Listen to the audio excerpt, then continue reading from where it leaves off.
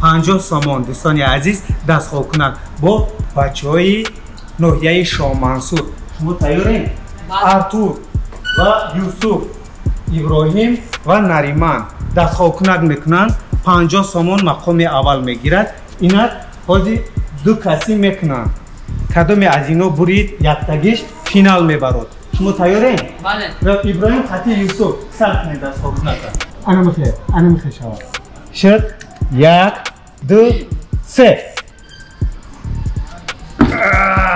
آفرین یوسف جان. از این گروه یوسف برید. حاضر نریمان خطی ارتور میکنن. مرحبا. تیارین؟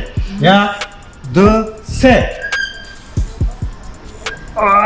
آفرین تموم. بزر. رسید. نه رسید. آفرین. نریمان ای گروه یکم گرفت. از گروه این دوم یوسف یکم گرفتن. دوستان عزیز حاضر دو تا بریدگی ها بایدگی ها خیزن فینال بر اومدن. نریمان خطی یوسف. تیارین؟ بیایید. کسی از اینا زود خواب میکند یکم جا میگیرد 50 سامان را نصیب میگردد. ایست. توری؟ 1 2 3.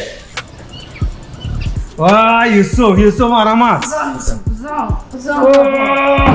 آفرین نریمان 50 سامان را مکافات گرفت. اینا یوسف جان دویم جا گرفتن. ما گفتیم دویم سوم چهارم جا نداریم. برای نریمان مرحمت به شما 50 سامان با شما موفقیت و سربلندی. دوستان عزیز ما در کافه مرمریان حضور داشتیم. تشکر برای مأموریت اینجا که ما رو اجازه دادن در اینجا چالش را بگذرانیم. تاجیکستان بخیر. سلامت باشید.